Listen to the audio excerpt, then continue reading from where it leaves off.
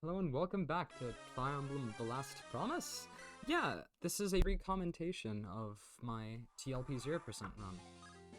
This video will serve as both the prologue, chapter 1, and the introduction to the rules of the run if you didn't see the former. This is mainly to up the video quality and make it more watchable and enjoyable, and with the benefit of foresight. The first prologue map gives us 2 units, although for all intents and purposes, we get 1 since we only use 1, so let's talk about him. This map is a route map, so we're forced to give Shon a lot of experience. Because this is a 0% growth run, and because Shon has to solo this map for his side quest, you might think this is useless. However, we need Shon to hit level 10 by chapter 22, and this gets him to level 3. So this is a pretty good way to start his experience gain. Overall, he's fairly weak, with only 17 health, 7 skill, 6 skill, 7 speed, and then 5 strength and defense. He also only has D-rank swords and E-rank lances. He needs to get C-rank swords by the end of Siegfried mode, but he hits it in chapter 1, so it's not an issue for him. You can see his base stats are very weak. We need to solo this map with him for one of Shon's side quests objectives, which there are a couple of. Shon's side quest is mandatory, as is the Ethersphere side quest, which just requires getting every Ether emblem weapon. Shon's side quest upgrades his late game personal weapon, and I can do it without losing any turns, so I decided to just go for it. We will not be going for every secret. 0% growth means that no stats will go up on a level up, even if that character has 100% growth in that stat normally. This prologue is a route map, and all it really consisted of was putting Shon in forests to keep him alive, and switching him between the Iron Sword and Piercing Sword. The Piercing Sword gives double weapon experience, which is why he used it on enemies that it wasn't effective against. This prologue, to clear, is just Shon killing Corben. This map is only unlocked if Shon solos the prologue. We will get Corben and Siegfried in the next map, so we'll talk about them then. One other thing you need to know about Shon is that he's going to get a couple boss kills. His aid is pretty important, but that'll come up when he promotes. That's the end of the prologue, so I'll come right back to you with Chapter 1. Chapter 1 is a Seas map, the first in this game, and it gives us 2 new units. I say new with a bit of salt. We get Siegfried, and we actually get to use him this time. Way to skip the cutscene on that specific frame so this would keep continuity with the old run.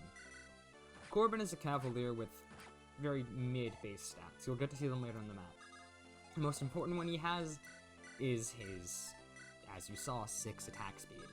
He's not going to double pretty much anything, but he won't really get doubled in Siegfried mode. He's fairly weak and he's more lance-focused than Shon, though. He'll get a couple of kills and he'll be used for his high movement aid. Siegfried, on the other hand, has higher base stats comparatively. He still has worse base stats than the unit who joins us in Chapter 3, for combat, but he has high move. He also joins with an innate S rank in swords. That's Shon hitting C rank swords. The innate S rank in swords grants him an extra plus 5 hit and crit, which is very useful. He also has A rank in lances, although I don't think that ever gets used aside from a couple javelin tosses in Chapter 5.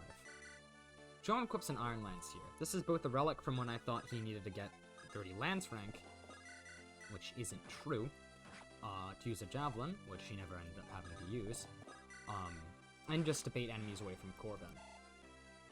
You can 3-turn this map, however it relies on Shon critting the boss and Siegfried being in a healthy position, and I just didn't feel like breaking that.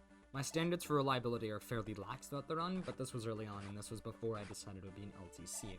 But I wanted to keep the continuity with my old playlist since I'm not deleting it. Siegfried does need to crit that for this clear to work, however it lines up perfectly, and he needs to crit either the Brigand directly above him, or that one. You saw Knight on the map, we'll get him later, he's not very useful. Shon equips the Piercing Sword here because it's a rapier, and unlike FE7, this weapon has 3 times effectiveness. There were a couple like this throughout the run, and honestly there were a couple of times I should have used them for that. However, I did not know they were 3x effective when I was doing this run. You'll notice that Siegfried gets a lot of experience for being promoted. He's supposed to be a mix of a Jagan and a growth unit, however in this run he kinda only does the former, for obvious reasons. The first prologue chapter was cleared in 5 turns, and this the second prologue chapter was cleared in 2 turns, and this chapter will be cleared in 4 turns. Shon is 100% hit on that boss. He just needs to dodge the hand axe or the boss. He 3-shots the boss or can get a crit to kill him. Corben finishes off this brigand with his iron sword, perfect hit, and gets a level up. You'll notice his stats, as I said, are kinda bad. 22 HP, but 6 strength and speed is kind of eh. That's it for the introduction, the prologue chapters, and chapter 1. I'll see you next time for chapter 2.